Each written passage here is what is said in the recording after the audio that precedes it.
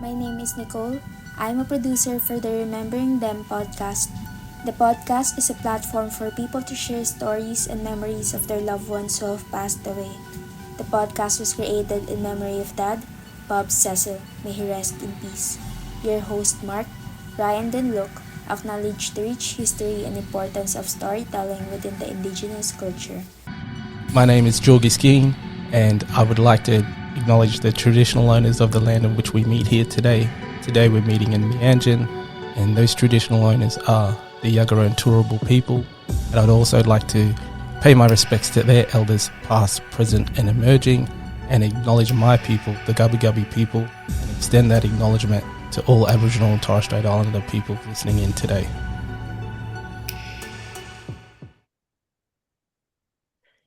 Hello, Ryan. Welcome back to the podcast. Hello, Mark. Welcome back.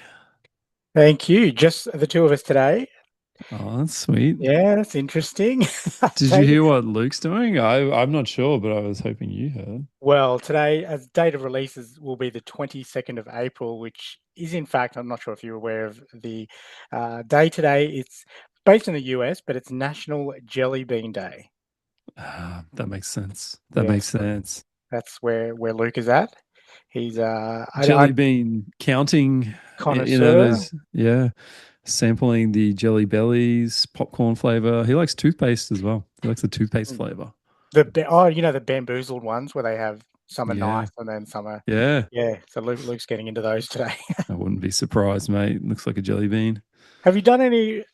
Are you any good at the when they have those competitions and guess the number of jelly beans and you win? Yeah, it's always an astronomical amount, which just doesn't look like they could fit into whatever size jar they put together.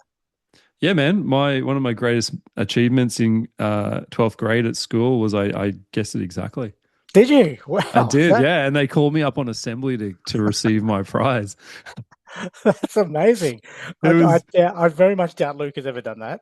Dude, it was actually quite easy because it was in a big cylinder. So I just counted how many on the top and then multiplied it by how many approximate rows it was, like down.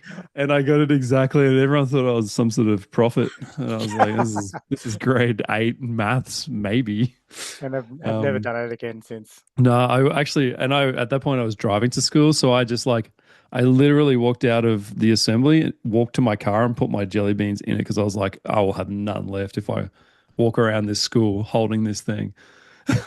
Standing about king of jelly beans in the totally school. Yeah. Happy Jelly Bean Day. Happy Jelly Bean Day, 22nd of April. That's where Luke is today. Obviously a day later in the States. So you'll actually hear this before National Jelly Bean Day, I think on the Tuesday. So Wednesday, the 22nd of April, happy Jelly Bean Day. 3 clues for you today, Ryan, as always, to guess where our guest is from. First clue, play along at home for our listeners. See if you can get it before Ryan. Clue number 1, we're in a place where you can walk across an 8-kilometre or 5-mile bridge in the sky. The bridge is one of the longest suspension bridges in the world, and once a year people walk across it high above the water.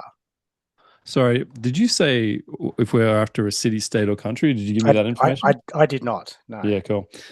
China. Not in China. Fair guess. I can. Seems like something they would do. Yeah. Pretty smart. Not in China. The second clue for you: there's a place here where cars are banned. Where cars are banned. Cars are illegal, so the whole place runs on bikes and horse-drawn carriages like a time warp. Damn it. I think I've heard of places like this. But I don't have anything.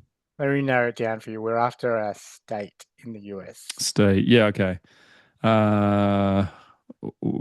No cars. Washington State. Not Washington State. Okay. Last clue, third and final clue for you. Hopefully you've got it at home.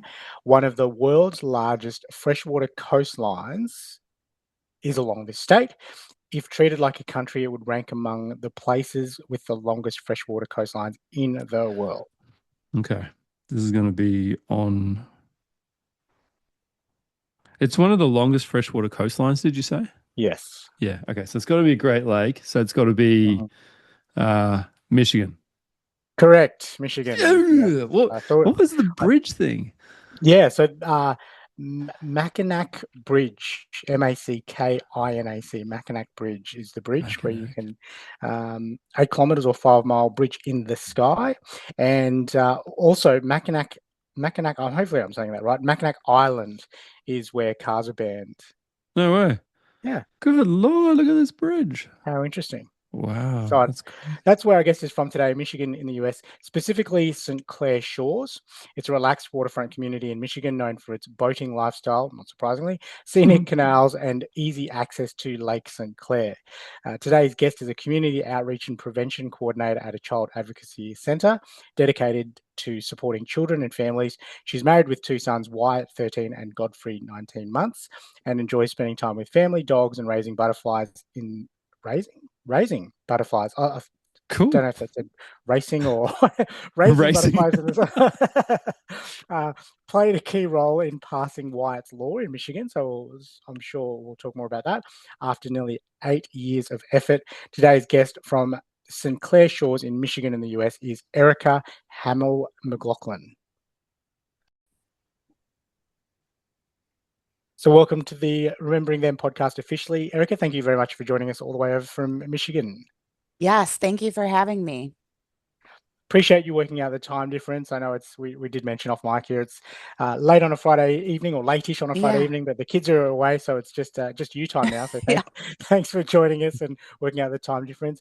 Eric, if we jump straight in, and if you'd like to tell us who we're talking about today, what relationship they were to you, and what happened to that loved one.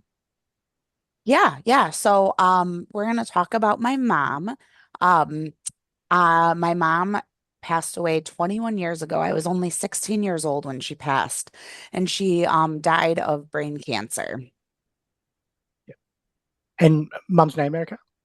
My mom's name was Sharon. Yeah. Yeah. And how long with the brain cancer was it a lengthy, No, battle? it was actually really quick, which kind of made it like even more traumatic. It was she got started to have really bad headaches around Thanksgiving time, end of November, and then pretty much 6 weeks later she passed. It was very aggressive. So it being that it was brain cancer, the tumors that she had in her brain affected her speech, her motor planning, all that stuff. So like she was very sick, and she just I had to help her eat, help her brush her teeth, just things like that. So it was really hard to see her deteriorate that fast so quickly. And what was that time like for you? Obviously, 16 and battling all the things that a teenager with hormones and friends and school and all of that kind of stuff going on as well. And then all of a sudden this is, dropped on you. Yeah, I will tell you, I was incredibly close to my mom, probably closer than most 16-year-old girls. I mean, she was my best friend.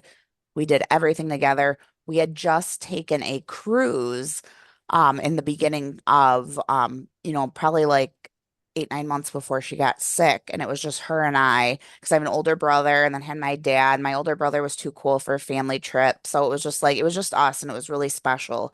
But I I had a lot of anxiety being away from her, even like when I got older. Like it just she was my best friend. So I can remember asking her like, or being like, well, what if something ever happens to you? And she would reassure me. She's like, Erica, nothing's ever gonna happen to me. And so it was, I mean, it was like your worst nightmare. And what made things so hard was that, like I said, my mom passed Thanksgiving time, end of November.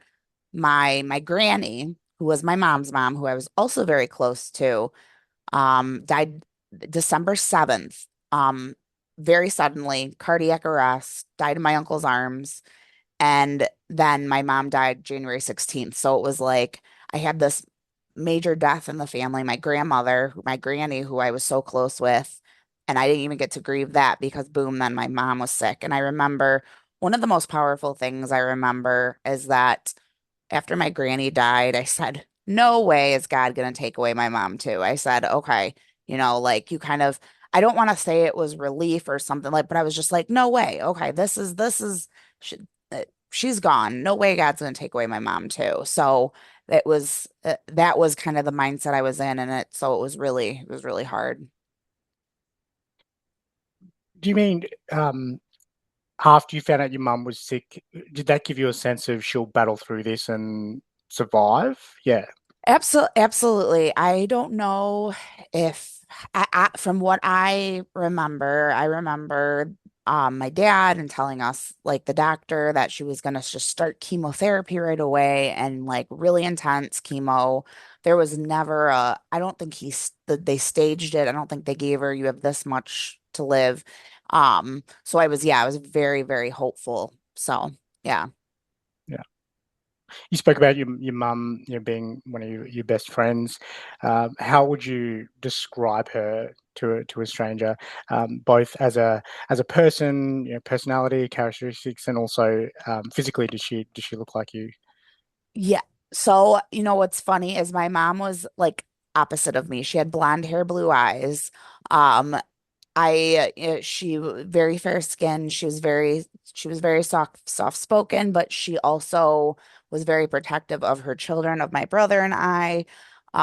She was just the mom who went above and beyond every birthday. Our birthdays were so special. Our Christmases and Easter and all were so special because that is what she loved to do. She loved being a mom. She was also a what we call, I don't know if you guys call them the same thing. We call them paraprofessionals. So basically, she was a classroom assistant in like a special needs classroom in an elementary school. So even like for the kids that she was in, like for those kids in the classroom, they got something for every single holiday. She'd have a goodie bag. She was my calm. Um, it's just, she just had that calming presence to her that whenever I knew had anxiety or I could just you know, be around my mom and everything would be okay. And I again, I had all these like I envisioned her as an incredible grandmother and all these things. So, um, it was like it's just really hard. And even like thinking now, I mean, to say that been gone 21 years, like that's insane. Like that's crazy to me. Um, when I mean, it feels like just yesterday. Yeah. Was it a Christmas or an Easter or a Thanksgiving memory? What are one of your or some of your favorite memories of your mum? I would definitely say, oh gosh, there's so many. My mom, she, like I said, our Christmas mornings were really special. So like, uh, she always went all out. And then, my dad would come downstairs and always be like, "Oh, Sharon, you went too crazy with on the kids."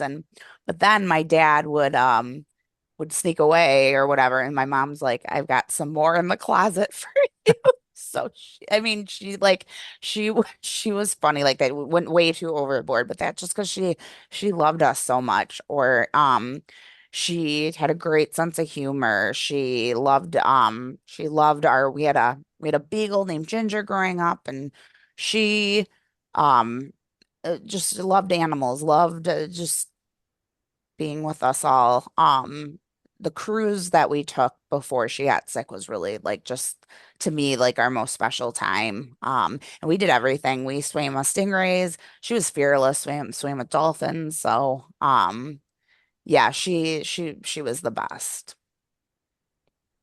What about as a mum, Erica? And I guess is that uh, some of the traits that you've taken on as mum? You've spoken about what you envisioned her to be like as a grandmother, and I mean, fair to say that she probably would have spoiled your kids absolutely rotten by the Mhm. by the sounds of it. But what was she like as a mum to you? And as I said, is that something that you, Yeah. I guess, have done yourself, taken on yourself from her Oh traits? yeah, no, 100% of the things I do for my two sons are all started from my mom. And it could even be like, for instance, we just had Easter, so I write notes from the Easter bunny. I write it just like my mom would, write notes from the Easter bunny, write notes from Santa Claus, make little I she used to make she just take paper and make like Easter bunny footprints. I still do all that. Just little things like that. that she would do that like I said, I do with my kids. Same thing, birthdays. I try to make them as special as possible. And um, I'm just so grateful that I had that. I work in child welfare too. So I know how, like, we see a lot of kids that don't have great childhoods and stuff like that. And I feel like I am so lucky and I was so blessed to have her 16 years, even though I only had her for 16 years. I would have taken that over, her, being around and, not having a great relationship or having, whatever. I'm just very, very grateful. What about lessons you learned from her in that 16 years? Honestly, one of the best things she ever taught me or would instill in me is I always had a hard time making friends, and especially once you got to like middle school and girls are mean. And my mom would tell me all the time, she's like, Erica, don't worry about, friendships right now. Your lifelong friends are gonna be after, like, after you're 18, college, all that. That's where you're going to find your soul group of friends. I don't know why that's always stuck with me, but she was right. I met like a solid group of people right after I turned 18, and they're like the friends I have still today. It was just that piece of advice. And I always tell my friends that I always say, my mom would have been so thrilled. I have so many close, good girlfriends that would have made her so happy. Yeah. What about lessons that you've learned following losing your mum?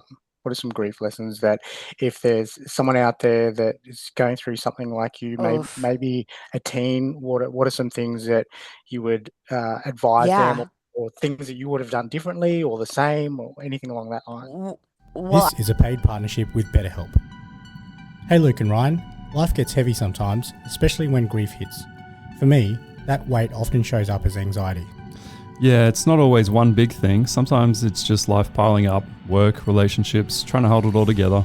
Suddenly, I'm anxious and don't know why. Totally. I used to think anxiety meant panic attacks, but for me, it's more like overthinking every choice or feeling like I'm never doing enough. And it can even hit on good days. Out of nowhere, I'm spiraling over things that haven't even happened yet. It's easy to feel alone in it, but you're not. That's why we're talking about our paid partner, BetterHelp. BetterHelp connects you with credentialed therapists who can help manage anxiety and more. Most people go to BetterHelp for anxiety, and 69% feel better after just 6 weeks. Getting started is simple. Fill out a quick questionnaire and get matched with a therapist. If it's not a fit, you can switch at any time. Their support team is super responsive, and with over 7,000 reviews and a 4.3 Trustpilot rating, it's a platform you can count on. So let BetterHelp help manage your anxiety so it doesn't manage you. Click the link below or go to betterhelp.com/rememberingthem for 10% off your first month. well, I'll be very transparent in my road of grief. When my mom first passed, I had a very hard time. And I will say, grief, at first, you're very like numb. There's people around, there's things going on, and then it's like, then months go by and then there's that silence. And so one, it's important to like be around people and stuff like that, but like it's so, I think what I needed to learn, I had a lot of I went into a really deep depression. So many things felt I was out of control in my life. And I actually, 'cause she died in the middle of my junior year of high school. The rest of the year went on, and then my senior year, I started to stop eating. I ended up developing a really bad case of anorexia, because not necessarily because of like I felt certain on something about the way I looked. I was looking to control something, and that was something I could control when everything around me wasn't in control. Um, so I spent most of my senior year in and out of a treatment facility, and I didn't want to live without my mom. I had such a hard time accepting that she was gone and accepting that life goes on after her. So what I learned and what really made me like be able to like move on and heal was the fact that, and I think even more so now that I'm a mom, I understand this more than ever, is my mom would have my mom wants me to go on. My mom doesn't want me to feel this way. Like this is um my grief, wallowing in my grief, being self-destructive. That is not honoring her. I'm sure that's making her feel very sad. And um, I came to a point where I was like, I just need to be around other people that have been through what I've been through. And I ended up, I had just turned 18. I ended up flying to Arizona and I found this like grief support retreat. And it was like a weekend long, but it changed my life completely. And I'll never forget, I met two kids. They were young. I mean, they had to be like 8 and 9, but they lost both their parents in a car accident. And I mean, that was just like, again, I still have my dad alive. There are so many things to be grateful for. There are so many things that you could see could be worse. And like I said before, the fact that I could really be, I had the greatest mom for 16 years. So, but yeah, I mean, that's kind of been my mantra since I've been able to like get through all that, is just that she'd want me to live my best life. And so that's what I'm trying to do. Yeah. So the advice would be around, I guess, to summarize that, if someone's listening to this, is um, the gratitude piece and really um, honoring what that person would have wanted you to do in terms of being happy and continuing to live your life. Yeah, yeah, absolutely. Because now that I'm a mom, I and if so God forbid something would happen to me, I would want my boys to keep doing life, to not. I mean, obviously, there's going to be grief, there's going to be sadness, but I wouldn't want that to stop from pursuing whatever they wanted to pursue and so forth. But um, yeah, I absolutely like. It's so hard to say life goes on because I know it is so hard in that moment, especially when everything is fresh, to be like, don't tell me life goes on, because life doesn't, in my mind, life doesn't go on without this person, but it does. And I mean, you'll you'll begin to learn how to live without your loved one. Yeah. And you mentioned earlier, that grief camp or retreat that you flew to. How old were you at that point? Say that one more time. Sorry, how old were you when you went to that grief retreat in Oh, Arizona? retreat. I was just turned 18 because I was old enough to like buy a plane ticket on my own and stuff Yeah, like wow. that. So yeah. Yeah. So with that, along with other things, or not that you have to pinpoint one thing, but was there a multitude of things that helped you get through? Obviously, you had a couple of years there where, as you mentioned, you went Yeah. into anxiety and extra Yeah, addiction. yeah. Those are some things. Yeah. Absolutely. Well, first of all, I needed to take care of my mental health. I mean, I was severely depressed, so I had to go on medication and then obviously follow up with therapy, and that was great. That was wonderful.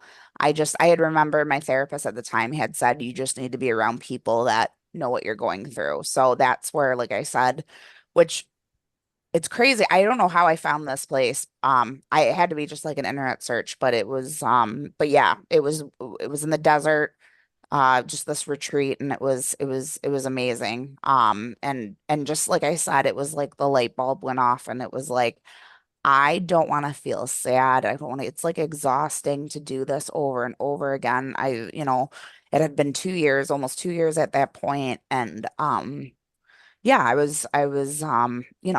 was ready to start moving forward and not feel all the sadness. And once I decided that and I was ready to like I said, honor my mom by keep going, then that's what I did.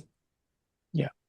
So what I take from, or what I've taken from that is, what helps you there is surrounding yourself by people that have experienced similar or are going through grief themselves, and people that, as your therapist said, people that will understand what you're going through. Yeah, yeah, for sure. You mentioned before what you envisaged your mum to be like as a grandmother. How would you envisage her, if you expand on that a little bit today? If she was, still around and she's a grandmother, what do you Oh, think she would be like? oh yeah, she would be wonderful. I mean, I tease my dad all the time because I would be like, Dad, you like she'd be spending all his money on these grandkids. She'd be I Oh, mean, and he doesn't, or not as oh, much as she he would. Is does. that? not as much as he's Yeah, yeah. not as much as her. My dad is more like I think men are more like you get the things they need, where my mom or where they just every little thing that she found cute or whatever. But yeah, I just having her there, I've been through a lot in my life that I needed my mom for. When I don't want to go completely off topic, but one of the other like biggest things that happened in my life was I got married at 22. I had my first son, Wyatt, at 24. And at 1 years old, my ex-husband left, had an affair, and the woman he had an affair with shook my son Wyatt almost to death. Um, and he has permanent brain damage to this day. We've come a long way since then. Um, but talk about needing your mom. Um, I needed my mom. I needed my mom with my first pregnancy. Um, I needed my mom going through everything I went with my ex-husband. I needed my mom with my son Wyatt. I like it's so hard. That's like the one person you turn to for comfort. And I have my dad, I have a brother, but like having that motherly, womanly, presence and like nurturing, it was hard. And even I had another son in 2024. And again, it's that whole like you need your mom, you need your mom. And just recently I had a hysterectomy. My mom had a hysterectomy at 39, needed my mom. She would have been like the first person I turned to go through that. So there's been so much. And that's what's really hard is like I just have experienced way too much without my mom. And that's really the person I've needed. Yeah. And so how do you stay connected and remember her and keep her memories and legacy alive? The Remembering Them podcast is supported by my legacy message. How do you want to be remembered? My legacy message provides a service that delivers a personalized keepsake video to your loved ones, often as a surprise after you pass. My legacy message: be remembered. One thing is, I have her picture displayed in our living room. My older son Wyatt knows that's his grandma Sharon. Um, my son Godfrey, who's a year and a half, he has been he was the baby that didn't want to sleep, very crying, colicky, and I would start like almost praying to my mom. I would pray to my mom, and I would be like, I would get him to calm down, and I'd be like, okay, mom, I need you here, help me calm your grandson, help me. And that would give me comfort. Just little things like that, or just I just find myself when I'm like getting a little stressed out, I'm just be like, mom, where are you at? Help me. Um, just to, stay close and stay connected to her. Yeah.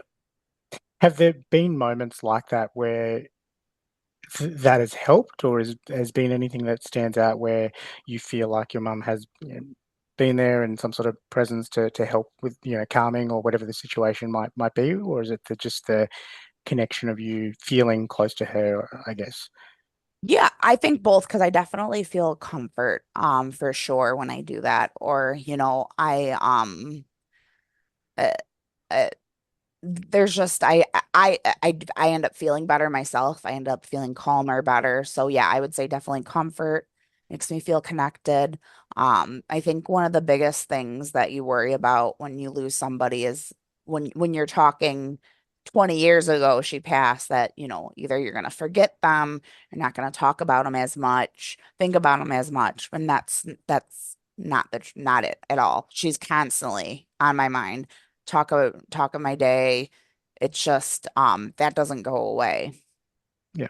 And speaking of talking about her, did you find the I guess the 16 to 18 time was either difficult, or you didn't have other people around that were, didn't know maybe how to discuss that with you or approach it with you, and then, once you found your people, so to speak, like with with the group and Yeah. other people in that community, that you were able to then connect, or what was that period like? Y- Yeah, I think it's so hard when you're 16 years old and you lose a parent because when you're 16, you're not supposed to lose your parents. Um, I have, I'm 37 years old, and this would still be, I think, considered young to lose a parent. I mean, my dad.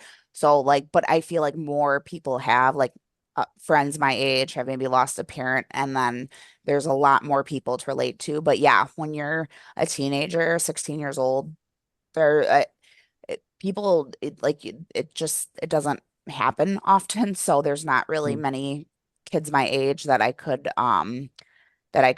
turn to or connect with, or that could you know uh, it's hard. I People say the weirdest things, and they don't mean to when someone's grieving. I've experienced the exact same thing, especially with my son Wyatt when he was hurt. Like, people mean well, but especially if you've never like experienced that type of grief, it's hard. I it's just, yeah. At 16, it was very isolating because I there was nobody my Mm. age around losing their parents. So yeah. Yeah. It sounded like that your mum was certainly your rock or your comfort for 16 years. It sounded like she was that to a lot of people, the special needs kids that she helped, and sounded like anyone that she was came in contact with. What was her rock? What was her comfort? Who supported her? What was her support? I I This might sound cliche, but I think her rock was me and my brother, especially we just like and my dad, of course. My parents were married 25 years when she passed. So, but my mom was a worrier, and as long as like she was good, as long as her kids were good.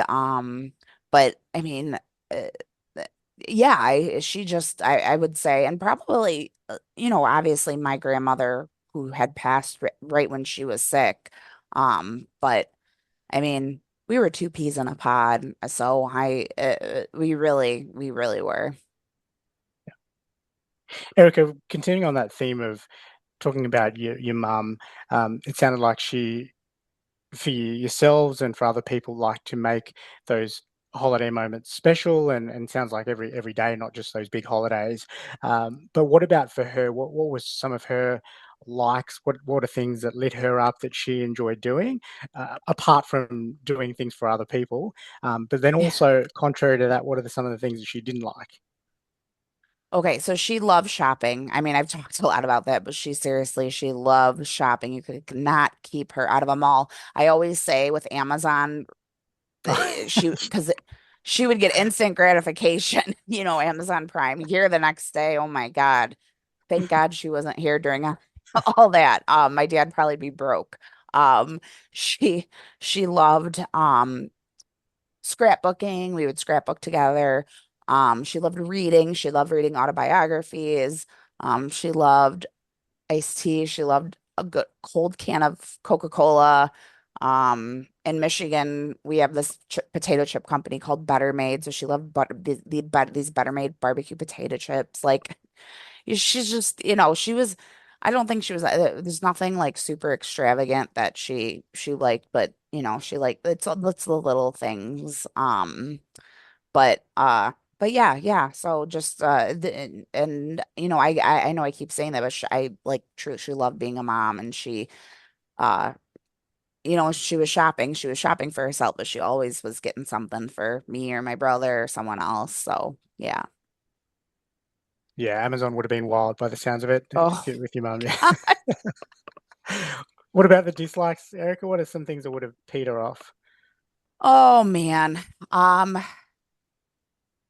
I it's hard to say.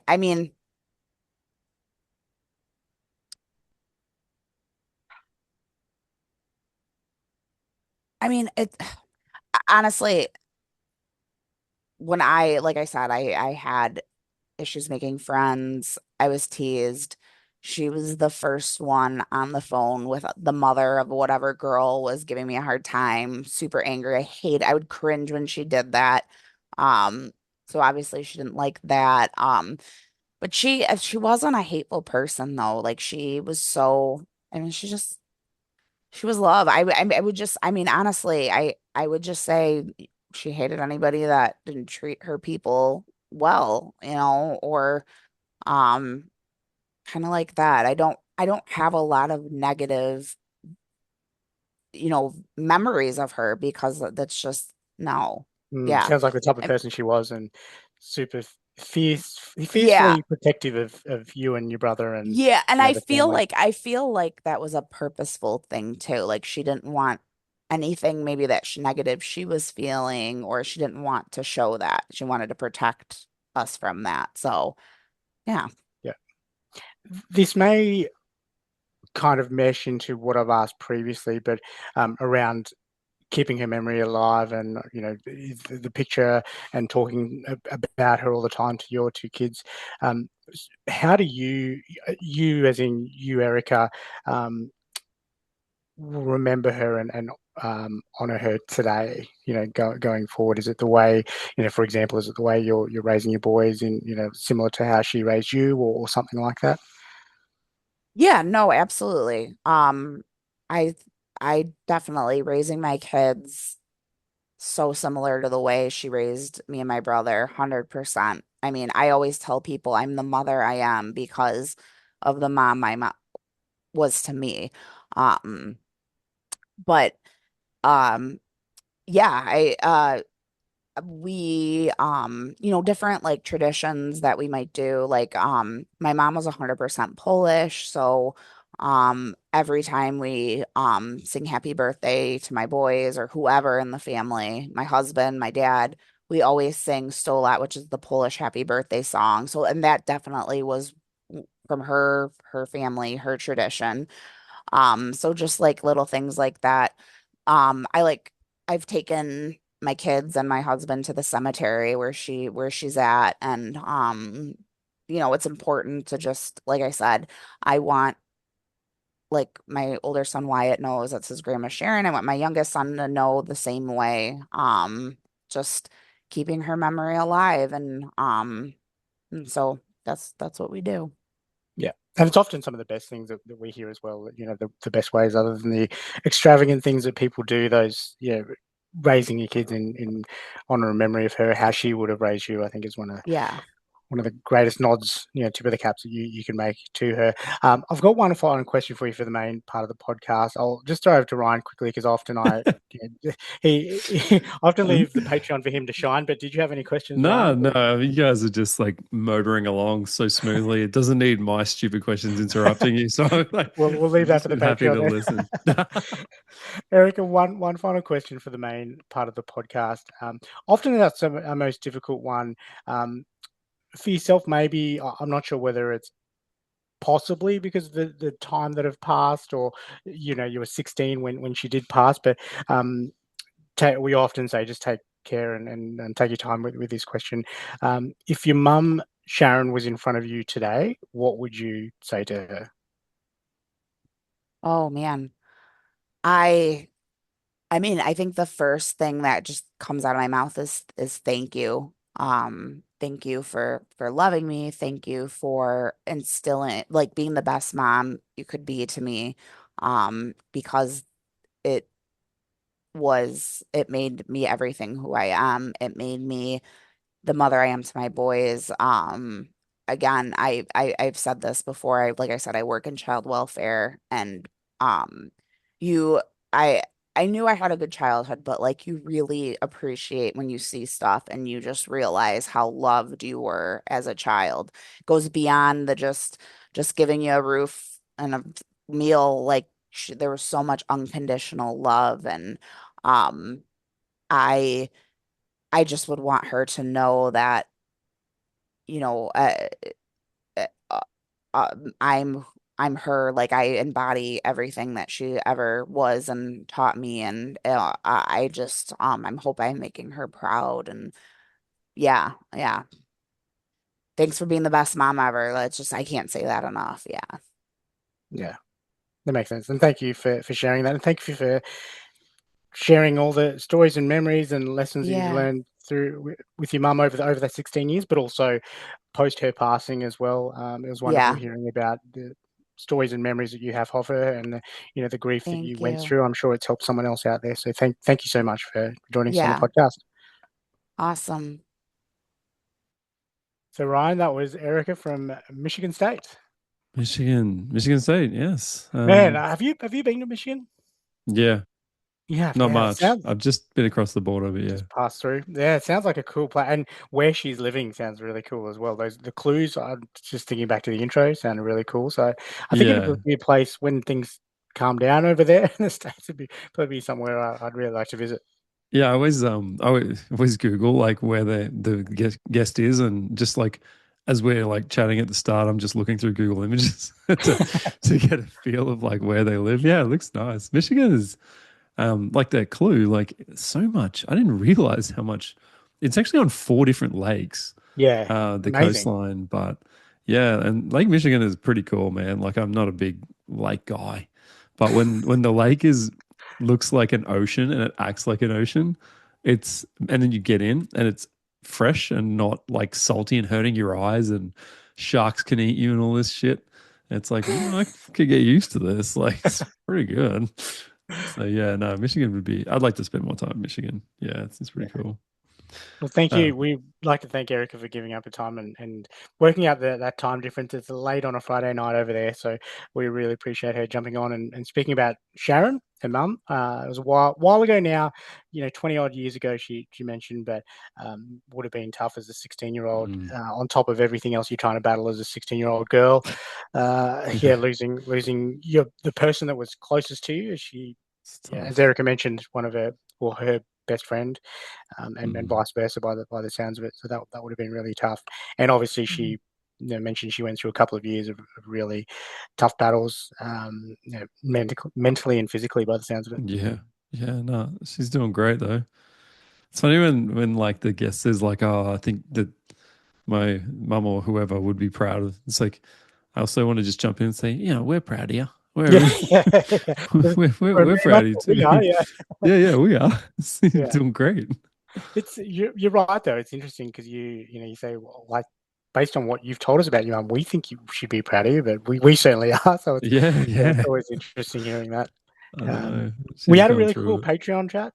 Ryan, you asked an amazing question. Oh, amazing. It's really, really good. Dress it up. It's funny. Often in the main podcast chats, it's often myself and the guest just running with things, and you and Luke sitting in the background. But Patreon is where you guys shine. So if you want to hear that, jump onto our patreon.com/remembering them podcast. Also, I believe there is an app you can download as well. So that's behind those. But if you want to hear that, that's behind an exclusive paywall. If you want to support the podcast, $6 a month US, $9 a month Aussie, where you get access to Ryan's amazing question. Little spoiler, it was around reconciling religion and faith. But it was a really cool answer, I think, as well. So jump onto Patreon and support us there as well. It's also a way just to support the podcast. There's also some free content on there. Reminder to give the podcast a rating and review, 5 stars ideally on your preferred podcast listening platform. 5 stars would allow us to show up on anyone that's looking for a grief-related podcast. And if you did find value in that chat with Erica, please like and share that episode as well, plus any of our other episodes. There's 130 plus now. Reminder to follow us on all of our socials, Instagram, Facebook, YouTube, and TikTok, mainly Instagram, where we release and often tag our guests with a photo of their loved one. Reminder, we have the My Legacy message service, mylegacymessage.com.au, where you can leave a video message to your loved ones, often a surprise after they pass. And also, we have the partnership with BetterHelp, betterhelp.com/remembering them. All of those links will be in the show notes. If you do need to speak to a credentialed therapist, 10% off your first month subscription with BetterHelp for whatever you're going through. And it sounds like something that Erica lent on, not BetterHelp specifically, but a therapist to help her get through her grief. So if you're needing that support and service is there. I think that's everything, Ryan. Hopefully Luke will join us for the next one. Hopefully he's had a good Jelly Bean Day, National Jelly Bean Day in the US. I need to know all of these housekeeping things at the end. Do you have these written down? Or do you just freestyle this? I have the dot point and then so it's not recorded. Surprisingly, no, I do fumble through it, but I have the dot points and just go in front of you, so you just don't forget. just a reminder that I Well, don't then forget. you're less Otherwise, I will forget them. You're less impressive then. Yeah, don't worry about I it. should have. Damn it. Let's re-record It's that. still- No, I it's- don't have them. It's still so much more impressive than me fumbling through those things because I would need it like sentence written out and I'd have to read it. So you still got. I'm still impressed, mate. Don't worry. Still Thanks, impressed mate. me after all these years. Thank you, mate. And it impresses me that you're able to join us on this podcast. Unlike Luke, who's enjoying Jelly Bean Day. Thank you very much, Ryan. It was a great chat and looking forward to the next one. All right, love you, Tiger. Love you, Tiger. Bye. The Remembering Them podcast is created for entertainment purposes. Mark, Ryan, and Luke are not licensed mental health professionals. If you would like to discuss your mental well-being, several resources are available in Australia. Information about these services are available in the podcast notes. Please take the time to contact your loved one today and tell them how much you appreciate and love them.